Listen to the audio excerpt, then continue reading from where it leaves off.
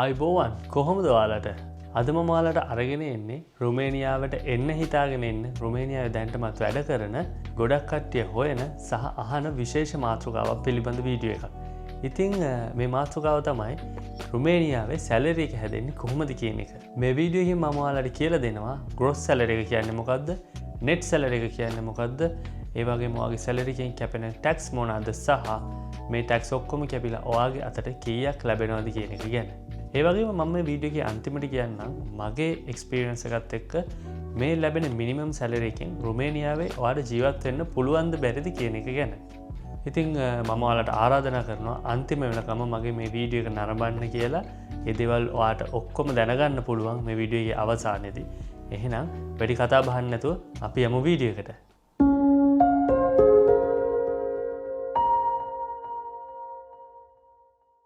මුලින්ම ඔයාලා දැනගන්න ඕන දේවල් කීපයක් තියෙනවා. ඒ තමයි මේ රුමේනියාවේ සැලරි එක කොටස් දෙකකට කැඩෙනවා. එකක් තමයි ග්‍රොස් සැලරි එක, අනිත් එක තමයි නෙට් සැලරි එක. මුලින්ම අපි බලමු ග්‍රොස් සැලරි එක කියන්නේ මොකක්ද කියලා. ඉතින් මේ ග්‍රොස් සැලරි කියන්නේ ඔයා ලංකාවේදී කොන්ට්‍රැක්ට් සයින් කරද්දී ඔයාට කම්පැනිෙන් දෙනවයි කියලා පොරොන්දු වෙන ෆුල් amount එක. ඊළඟට අපි බලමු මේ නෙට් සැලරි එක කියන්නේ මොකක්ද කියලා. නෙට් සැලරි එක කියන්නේ අර ඔයාට කම්පැනිෙන් කලින් දෙනවා කියපු ෆුල් amount එකෙන් රුමේනියාවේ ගවර්න්මන්ට් එකෙන් කපා ගන්න තියෙන ටැක්ස් ඔක්කොම කැපිලා ඔයාගේ අතට ලැබෙන ගාණ. ඒ කියන්නේ ටේක් හෝම් මනි එක. මේ වෙනකොට රුමේනියාවේ මිනිමම් ග්‍රොස් සැලරි එක ලේ 4050ක් වෙනවා. නමුත් ඔයාට මේ ලේ 4050ම අතට ලැබෙන්නේ නැහැ. දැන් ඔයා බලන්න ඇති මොකද්ද මේ හතරබීරි කතාව කියලා. පොඩ්ඩක් ඉන්න මම පැහැදිලි කරන්න. රුමේනියානු රජය ඔයාගේ සැලරි එකේ ප්‍රධාන ටැක්ස් වර්ග 3ක් කපනවා. අංක 1 ඔයාගේ විශ්‍රාමික වැටුප. ලංකාව වගේ ගවර්න්මන්ට් වල වැඩ කරන අයට විතරක් නෙමෙයි මේ යුරෝපේ නීත්‍යානුකූලව වැඩ කරන ඕනම කෙනෙක්ට විශ්‍රාම වැටුපක් හම්බ වෙනවා. ඉතින් මේ විශ්‍රාම වැටුපට ඔයාගේ සැලරි එකෙන් 125ක මුදලක් රුමේනියානු රජයෙන් කපා ගන්නවා. අංක 2 ඔයාගේ සෞඛ්‍ය රක්ෂණාවරණය. ඔයාට ලෙඩක් දුකක් අනතුරක් වුණොත් මෙන්න මේ සෞඛ්‍ය රක්ෂණාවරණයෙන් ඔයාට ඔයාගේ ෆැමිලි ඩොක්ටර්ගෙන් වගේම ඕනෑම රජයේ හොස්පිටල් එකකින් නොමිලේ බෙහෙත් ලබා ගන්න පුළුවන්. ඉතින් ලංකාවේ නම් අපි අපේ ෆැමිලි ඩොක්ටර් ගාවට ගියාම අපේ ලෙඩ රෝගයට කියලා එයා බෙහෙත් දෙනවට අපි යාට ගාණක් ගෙවනවා. නමුත් මේ රුමේනියාවේ එහෙම නැහැ. ඒ ඔක්කොම ඔයාගේ හෙල්ත් ඉන්ෂුරන්ස් එකෙන් කවර් වෙනවා. ඉතින් ඒ වගේම තව විශේෂ දෙයක් තියෙනවා. මෙහි ඕනෑම ෆාමසි එකකින් 90%ක් දක්වා ඔයාලට වට්ටම් ලබා ගන්න පුළුවන්. ඔයාගේ සැලරි එකෙන් හෙල්ත් ඉන්ෂුරන්ස් එකට මේ ගාණ ගෙවනවා නම්. ඉතින් මේ ඔක්කොටම ඔයාගේ සැලරි එකෙන් මේගොල්ලෝ කපන්නේ 10%ක් වගේ සුළු ප්‍රමාණයක් විතරයි. අංක 3 ආදායම් බද්ධ.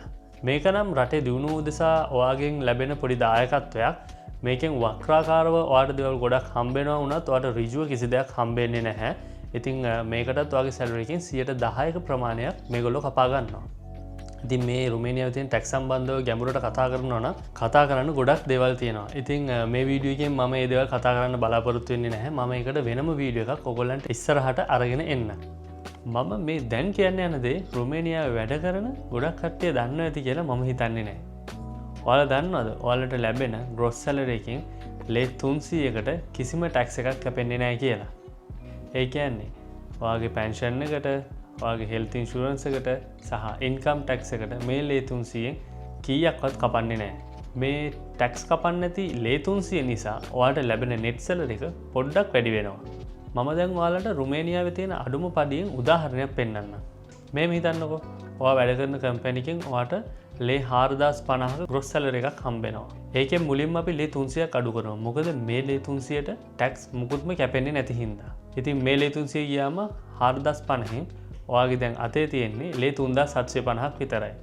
ඉතින් මේ තියෙන ලේ 3750න් තමයි අර කැපෙන ටැක්ස් ඔක්කොම ටික කැපෙන්නේ.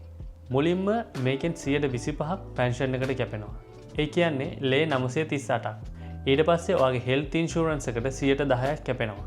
ඒ කියන්නේ ලේ 375ක්. තව ඉන්කම් ටැක්ස් එකට 10%ක් කැපෙනවා. ඒ කියන්නේ ලේ 163ක්. ඉතින් ඔයාට මේ ලැබෙන ලේ 4050ක ග්‍රොස් සැලරි එකෙන් 145ක්ම ටැක්ස් වලට කැපෙනවා.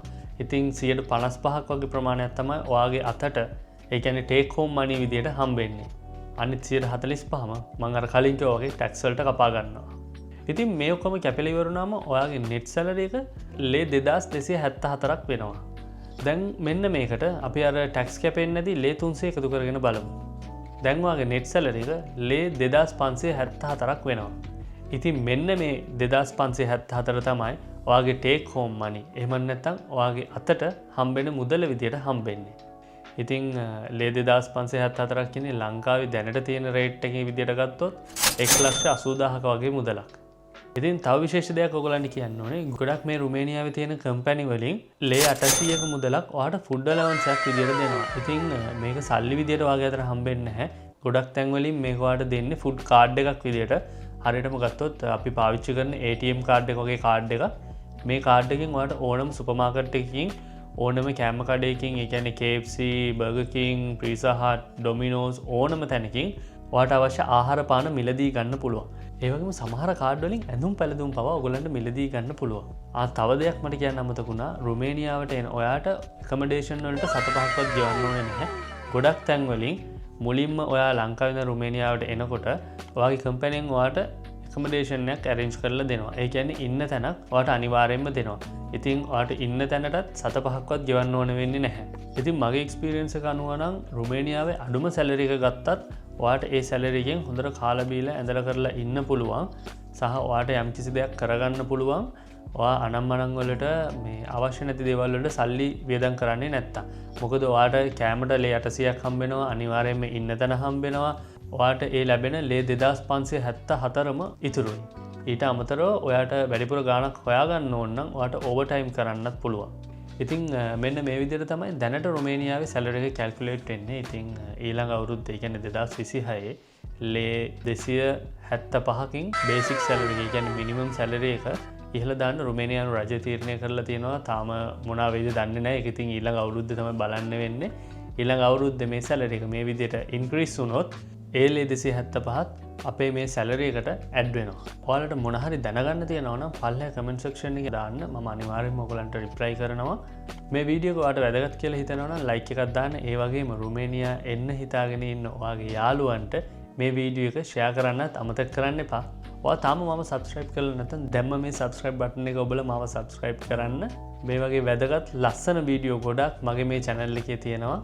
ඒවත් බලන්න කියලා ඔයාගෙන් ඉල්ලන ගමන් මම අදට සමුගන්නවා තවත් මේ වගේ ලස්සන වීඩියෝ එකකින් ඔයාව හම්බෙන්න එනකම්. ගිහින් එන්නම්. සුබ දවසක්.